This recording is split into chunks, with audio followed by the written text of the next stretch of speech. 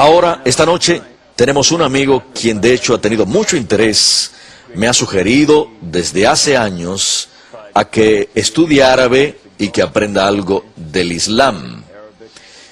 Y siempre le decía, no.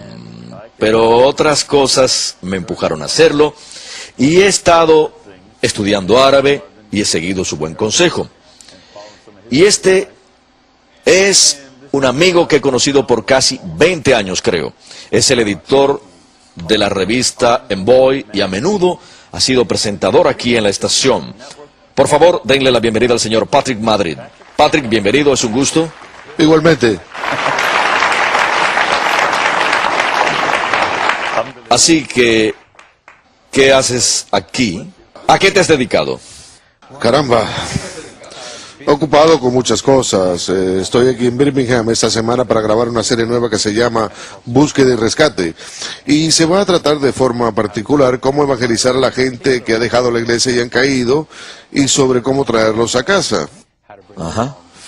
Fantástico. Y también has estado ocupado porque tu hijo te acaba de dar un nieto. Así es. Muy bien. Mi hijo Jonathan y su esposa Kelly. Ajá. La gran noticia fue hace 4 semanas cuando tuvieron su primer hijo. Qué buen abuelo. Eso me gusta creer. Se llama Audrey, es una niña preciosa. Que Dios bendiga a tu hijo y nuera y a tu nieta. Así que estábamos hablando más temprano sobre lo que haces en esta serie y nos conocemos desde 1980. No lo puedo creer. Lo sé. En realidad nuestra generación es incluso más antigua. La suya más que la mía, ¿eh? Es cierto. Y en este tiempo que nos hemos conocido, nos hemos visto involucrados en este proceso de la apología. Sí. Y lo que me gustaría hacer es, primero que nada, explica un poco lo que es la apología y cómo te metiste ahí y algunas cosas que yo hice. Háblanos un poco acerca de esos primeros días como apologista. ¿Sabe? Es tan extraño que haya pasado tan rápido. Recuerdo haberlo visto en televisión. Estábamos hablando de esto más temprano. Estábamos tratando de decidir si fuera en el 86 o el 87, pero para aquel punto yo me estaba sumergiendo en la apología y lo vi debatir en una televisora protestante. ¿Cierto? El programa de John Ankerberg. Sí. Y recuerdo haber estado sentado simplemente hipnotizado porque, por supuesto, habiéndome criado en los 60s y 70s y para los 80s, la apología o defensa de la fe había caído en desuso. Fue una parte del ministerio de la iglesia muy práctica y muy usada antes de la mitad del siglo anterior, pero por una variedad de razones empezó a pasar de moda. Y cuando lo vi en televisión fue electrizante ver a este joven sacerdote jesuita. Usted era joven en aquel entonces y tenía su Biblia abierta y estaba debatiendo con esos caballeros bastante agresivos en el programa. Y no solo se defendió usted, sino que también los acorraló varias veces. Y en esos días la apología...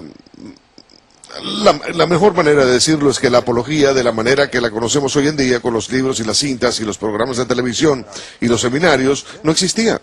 Así que usted realmente fue un pionero. Carl Keating fue otro pionero en los primeros días de mediados de los 80s y yo vine poco después. Pero antes que usted y que Carl, por unos 20 a 25 años antes, nadie estaba metido en ella. ¿Has reflexionado mucho sobre por qué fue así? ¿Por qué crees que la gente no estaba haciendo mucha apología? Bueno, pensé mucho al respecto, pero también me han contado al respecto. Cuando viajo hablo en muchas parroquias distintas, hablo en universidades, especialmente a finales de los 80s y principios de los 90.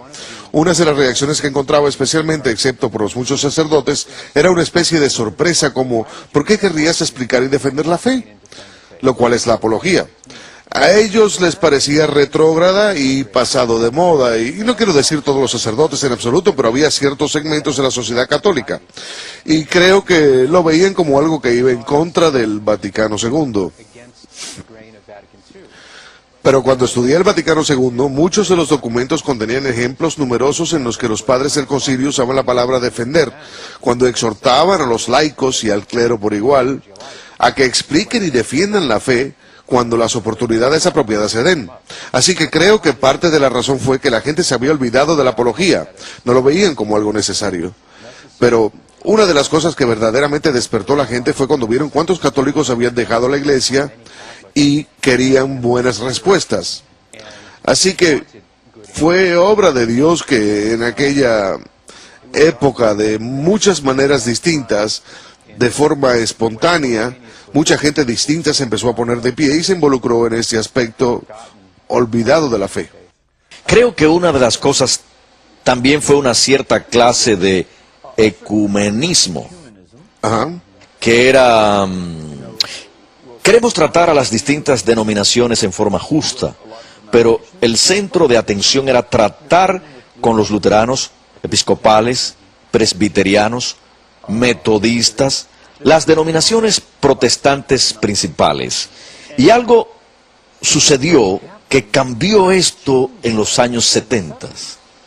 Sabes, estábamos tratando muy duro de tener diálogo y se estableció un número de comisiones para un diálogo muy serio con estas distintas comunidades. Pero también ocurrió otro fenómeno a finales de los 70, especialmente con Jack Chick y otros. ¿Por qué no describes algo de esto? Seguro, especialmente dos de los temas que mencionó me parecen muy importantes. Primero es el surgimiento de los predicadores y escritores anticatólicos agresivos, por falta de una palabra mejor. Probablemente era gente muy sincera, pero tenían un enfoque muy hostil hacia el catolicismo. Gente como Jimmy Swaggart, y ya no se oye de Jimmy Swaggart, pero usted sabe cómo era en los 80, era un rey en la televisión y estaba escribiendo libros y entrenando gente en su universidad. Mucha gente fue influenciada por su concepto del catolicismo, el cual no era un concepto muy bueno. Usted mencionó a Jack Chick, hubo más gente así que fueron muy prominentes. Jack Chick hacía revistas cómicas, especialmente acerca de un presunto ex sacerdote. Alberto, Es cierto, Alberto. hablando de eso, retrocedamos en el tiempo. Yo estaba hablando en una parroquia en Los Ángeles alrededor de 1990. Hablo mucho en las parroquias, organizo seminarios y cosas así. Y estaba conduciendo este seminario en particular en castellano, en una parroquia de católicos hispanoparlantes. Y en medio de mi presentación, quizás a la media hora, una mujer se para en medio de la iglesia. Había como 400 o 500 personas y empezó a gritar a todo pulmón diciendo que yo era del diablo y que todo era falso. Y pude sobreponerme y resulta que era esposa de Alberto Rivera. ¿En serio? Y sí, él no estaba ahí, o si estaba no se identificó, pero ella estaba ahí con un grupo de gente. Así que los siguientes 20 minutos tuvimos un debate, una discusión sobre el tema de la salvación y los argumentos de ella en contra de la Iglesia Católica. Así que ese fue mi roce más cercano con la fama en lo que se refiere a conocer a Alberto Rivera. Porque una de las cosas que estaba sucediendo es que mientras tratábamos de hacer esfuerzos para comunicarnos y resolver los problemas entre nosotros y las iglesias protestantes principales, un número de iglesias evangélicas y sin denominación, grupos que se estaban separando unos de otros, que se habían separado de las iglesias principales, perseguía a nuestra gente y nosotros dos nos sorprendimos al enterarnos cuántos grupos anticatólicos profesionales existían. Había como 100.